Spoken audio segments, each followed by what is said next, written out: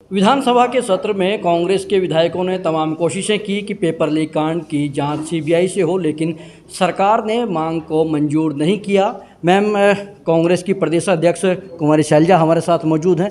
Ma'am, क्या जो सरकार ने कहा है कि सीबीआई जांच की ज़रूरत नहीं है, हम पुलिस के ऊपर भरोसा करते हैं, आपको भी है भरोसा?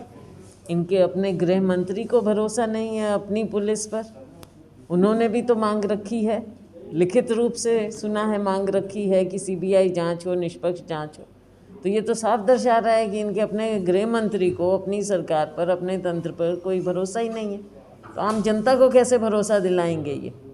हमने पहले दिन से कहा निष्पक्ष जांच होना चाहिए, लेकिन ये सरकार मानने को तैयार नहीं है। हर बात पर पर्दा डालने की इनकी कोशिश होती है। अब नया कानून लाना भी पर्दा डालने का ही एक तरीका है।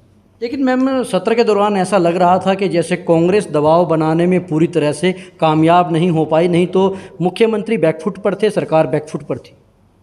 पूरा दबाव बनाया गया है और कांग्रेस ने अपनी बात वहाँ पर रखी है, लेकिन ये सरकार की जैसे आदत है हमेशा अपने जो इनके पास अब मिलजुल कर बहुमत है उसका ये फ़ायदा उठाकर बिल पारित कर देते हैं।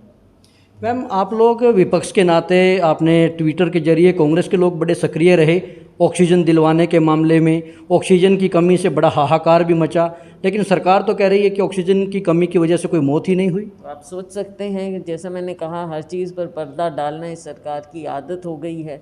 जो ये मानता ही नहीं कि कोई मौत हुई है इस तरह से, तो आगे के लिए ये क्या करेंगे? और आप लोगों को संतुष्ट कैसे करेंगे कि पीछे जो हुआ वो गलत हुआ और आगे कुछ ठीक होगा?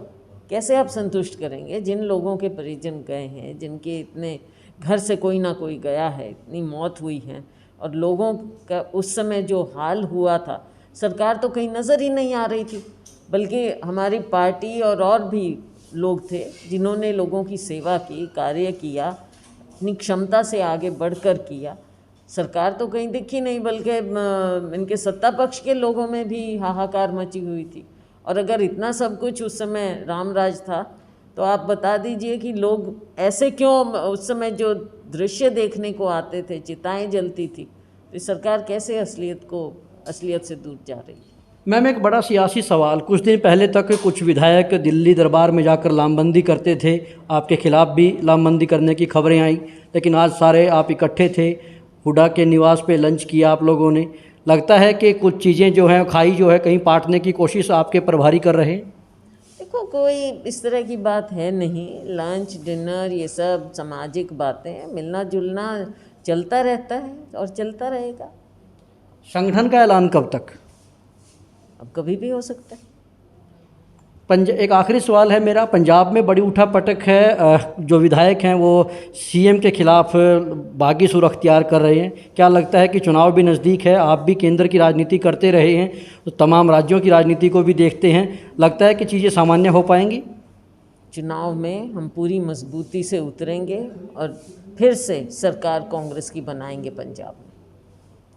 शुक्रिया। ये थी हरियाणा कांग्रेस की प्रदेश अध्यक्ष कुमारी शैलजा, जिन्होंने दावा किया कि हम मिलजुल करके पंजाब में चुनाव लड़ेंगे और एक बार फिर कांग्रेस की सरकार बनेगी। साथ ही उन्होंने अपनी पार्टी के बीच के बागी सुरों को भी अपने जवाबों से नज़रअंदाज करने की कोशिश की है और साथ ही सरकार को कटघरे में खड़ा किया है कि सरकार जो पेपर लीक कांड से लेकर के ऑक्सीजन की कमी तक के तमाम मुद्दों के ऊपर जवाबदेही से बचने की कोशिश कर रही है।